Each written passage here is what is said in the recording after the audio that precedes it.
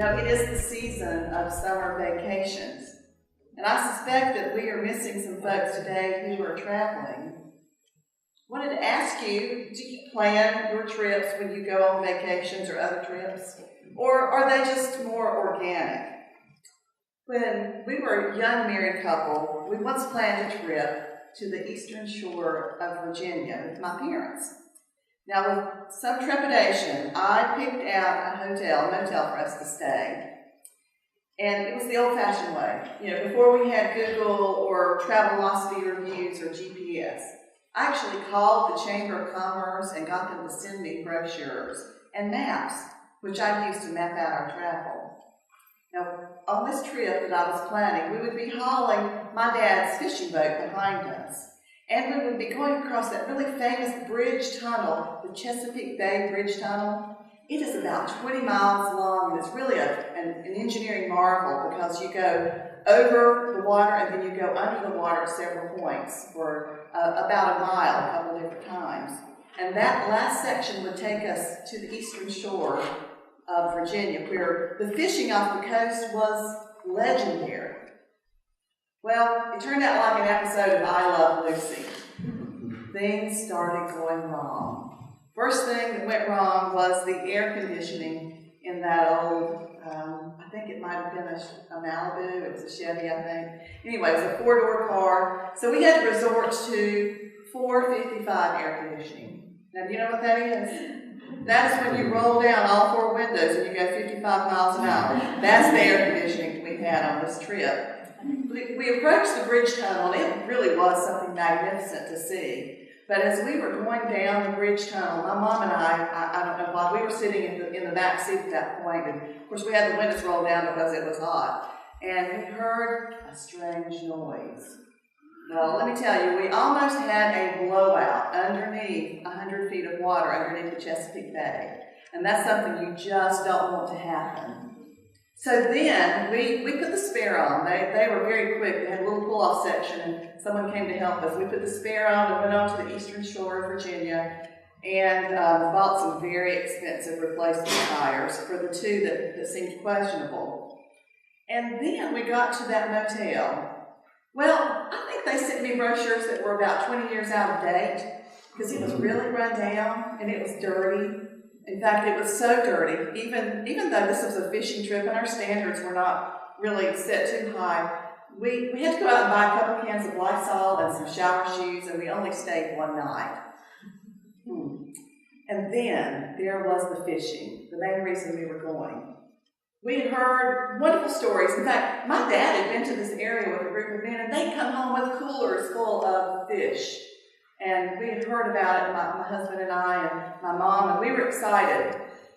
Well, the fishing was dismal, and we found out later that might have been because there had been a drought, and that salty water, it was more salty than it normally was, and it seemed to be driving the fish further out into the ocean. For me, part of the joy of travel is in the planning and the anticipation. But my planning this time resulted in, well, not so stellar results.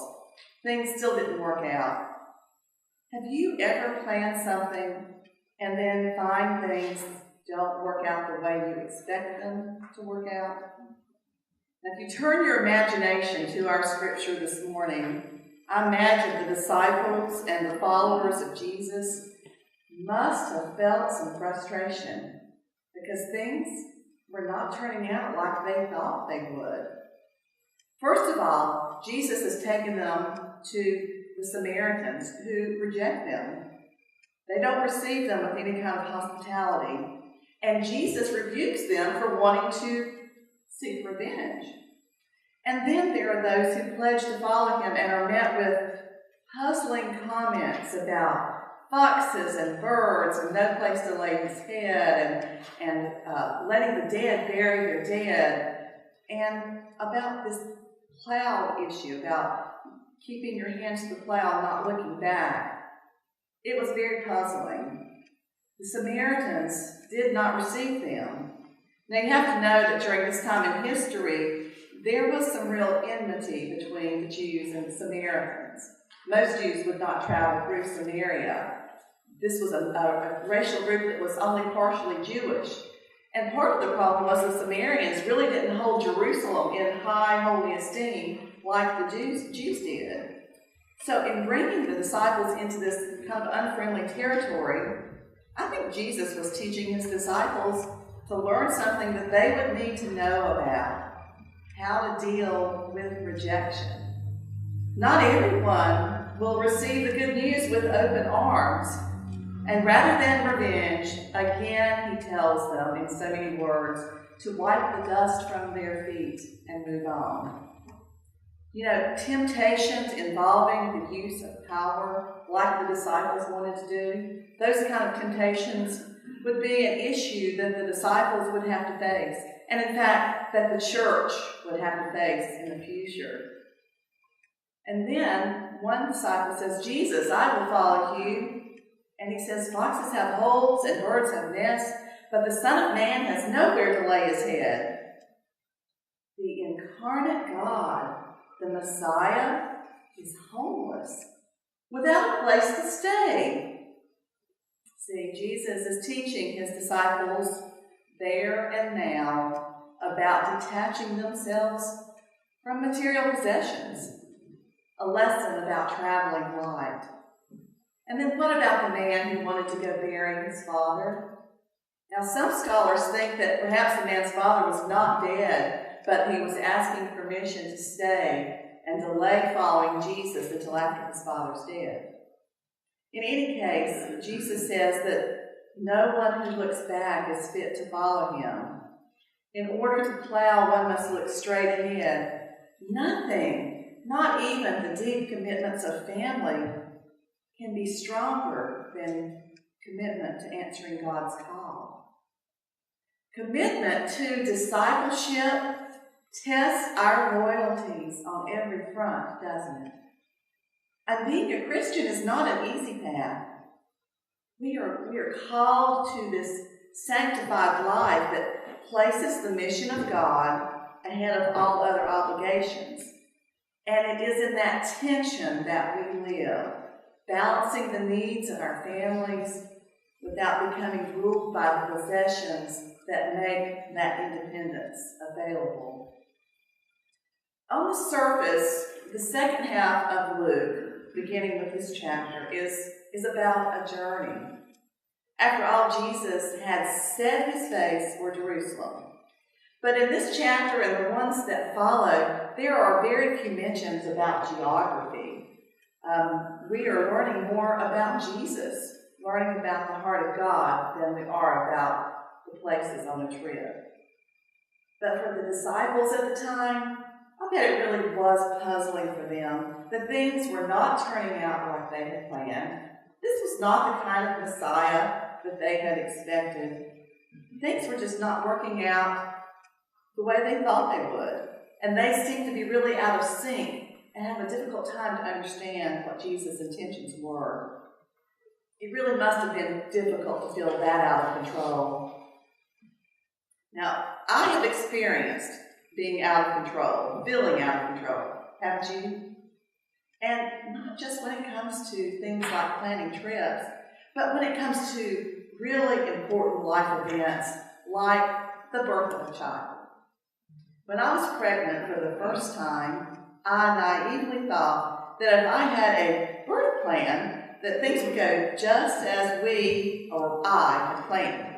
Now, I say we because I did discuss it with the father of my child, my husband. But I say I, really, because it was my plan. I mean, let's be honest. It was my plan and mine alone. Because when it comes to birth, it's really all about the mama until that baby arrives, right? And so we, or I, had researched and I had decided, after reading all the literature and looking at all the ups and downs of possibilities, that what I really wanted was an unmedicated birth as much as possible. And I had a very, very conservative OBGYN in Charlotte who he fit in with my plan exactly because he didn't even do routine ultrasounds unless there was a need. The jury was still out at that time about whether there might be some risk to the unborn child for unnecessary procedures. So I had my birth plan all written up tucked away in my bag that I was taking to the hospital. And guess what? Our first son decided how he was arriving, and the plan kind of blew up. Well, I did manage to have that unmedicated birth. Our son arrived in his own way, in a way that was not my preference, or my doctor's, or my husband's. You see, he was a breech baby, and he was in a hurry. I did not have time to soak in that nice hot tub, relaxing between contractions. I did not have time to listen to my relaxing playlist of music. I did not have time to come up with a focal point to concentrate on. And I did not get to stay in that lovely birthing suite because my doctor needed to be ready in case he had to do an emergency C-section. You see, this baby entered according to a plan that I did not write. He came backwards and quickly. So it was in 4 hours and 15 minutes, from the time I first thought I might be in labor until I held that sweet baby in my arms, that the birth plan had gone mostly out the window. I can say that about a lot of plans that I have made in my life. Plans for careers or plans for trips, plans for being discovered as the next Barbara Streisand. Life has happened, and I've had to learn to navigate these unforeseen changes and figure things out. I even dream about this. I have this recurring nightmare that I'm up on stage in a play that I don't know, or a script that I'm not familiar with, or in a part that I'm having to fill in for someone. So this uncertainty about plans follows me even into sleep. Have you ever had a life experience that just didn't work out the way you had planned? Can I get an amen? Amen. Yes. Perhaps it was that career track that you had planned on, or that college, that if you got into that college, this would follow and things would happen, or maybe if you married this person, or if you had saved up enough of your money that you would be able to go to buy this dream house that you had planned on, or maybe your plans included things like going to see the Grand Canyon or climb Mount Everest, and it just hasn't happened. I don't know what plans have changed for you along the way, but I'll bet most of you have experienced an unexpected change to your itinerary. Maybe it was a baby you didn't expect, or maybe it was getting dumped by that guy or gal you thought you'd marry, or losing a job or promotion that you had hoped would happen. Unexpected changes to our itinerary are unsettling, even if the change results in good things. It's really hard to let go of control, isn't it? How difficult is it to let go and let God? We want to be in the driver's seat. And I know it's a little bit of a cliche, but that song from a few years ago, Jesus, Take the Wheel, that was really kind of a poignant message about how even when things are spinning out of control, it is hard for us to turn things over to God. And yet in these scriptures from this morning, I think that is what Jesus is telling the disciples then and telling his disciples now, us, that to be a follower of Jesus, we're going to have to give up a little control. The text this morning is a turning point in the scripture. There's a change in the background music. Now, up until now in Luke's narrative, we have familiar stories that you can find in the other Gospels. The birth story, Jesus' baptism, John the Baptist, his temptation, his transfiguration with Moses and Elijah, and healing stories. You go back and read all those stories and see if reading those, if you can place yourself in the story and imagine how confused the disciples might have been, the ones that were walking by his side during this time. But if we look at Luke as a piece of literature, this really is the climax of the story. It's the pivot point. Jesus sets his face to Jerusalem.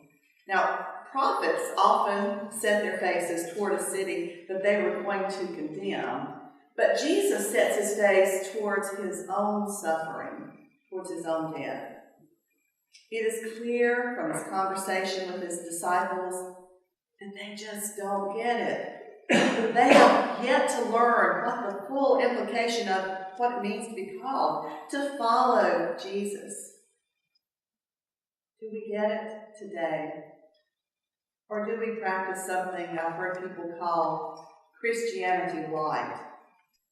Do we understand what it means to be transformed, to voluntarily give up control and let God work in our lives? And while I was preparing this message for this morning, I was in the car and I heard the story of Nelson Mandela, and a commentator was talking about one of his leadership strengths that's rarely ever mentioned is something that Mandela did when he was president of South Africa. He voluntarily stepped down instead of taking a second term. Now, leaders in Africa tend to grab power and hold on to it and not let go. So a lot of folks felt like his releasing his power at this time was a message that was welcome to people in South Africa and other African countries, that it sent a message that said, life is not all about holding on to power.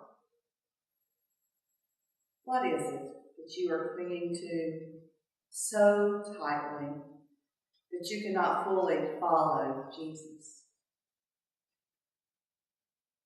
I ask myself that all the time. It could be, as it is for many of us, our material possessions. And it could be our desire to hold on to power on church committees, or power in the community, or power in our families, or in the business world. It could be that we are just simply clinging to our plans stubbornly, unable to see that if we can let go a little bit, then God will open the door to a future that we cannot even dream about. But don't be fooled, the life of following Jesus is not for the weak. Jesus himself, setting his face toward Jerusalem, toward the future suffering, is calling us to set our faces toward the suffering in this world, to a broken world that's full of people who are hungry and thirsty for the unabashed, unlimited love of God. Are you ready to meet that challenge? I know from what I know about this church that in so many ways, many of you are. But it's frightening to think about letting go of control and letting God move us where we may not want to go, out of our comfort and towards sorrow. Putting our hand to the plow and looking forward can mean for us a number of changes in our behavior. And it can begin with something as simple as listening and looking around us to see the needs of people in our own communities. We need to listen to someone who may just want to tell their story, or may need someone to drive them to the grocery store. Maybe there's someone who needs you to volunteer to babysit so they can have a few hours away. Or there are people who need a hot meal or a shoulder to cry on when they have faced loss and uncertainty. Look around. We are all broken, just in different ways. The call to discipleship is the call to be open to the possibilities of offering healing and reconciliation to neighbors near and far. I returned last week from annual conference at Lake Junaluska, where I heard a great deal from the pulpit about being brave, about stepping outside of expectations, about following the call no matter where it leads us, and about the definition of truly significant ministries and what that really means. You see, a significant ministry is a sign, the first part of the word significant, that points toward God. Virtually every preacher and every guest speaker and every teacher talked about relinquishing control and saying yes to God. Dr. Elaine Heath was one of the speakers, and she pointed out in one of her Bible studies that God can do incredible things in our lives if we just say yes. This theological journey that Jesus takes us on in Luke fills for us the picture of God's character. We see the heart of God as we travel with Jesus toward Jerusalem. No other commitments are as important. No rejection is worth retribution. No person is less worthy than any other. Our Bishop Goodpastor, reminded us that we are called to missional faith that is focused on the heart of God to serve this present age. And the heart of God is found in the practice of justice, compassion, and mercy in risk-taking mission. Now, I don't regret the risk-taking journeys that I have been on, both the spiritual and the physical. That fishing trip to Virginia, well, we turned it into a wonderful sightseeing trip to the Outer Banks of North Carolina. And that child of mine and his little brother, they arrived not according to my plan, but according to God's plan, and they are growing into fine young men. The power that I have relinquished in these and 1,000 other situations has taught me that, like Mandela, sometimes I just need to get over myself and go unflinchingly into an uncertain future, sometimes into the very face of suffering. I want to leave you today with what Bishop Goodpastor told us at closing. And I'm going to paraphrase just a little bit, but he said to us, take risks. Let what breaks God's heart break yours. Travel with Jesus toward the suffering. Let go of control and just go. In the name of the Father, the Son, and the Holy Spirit.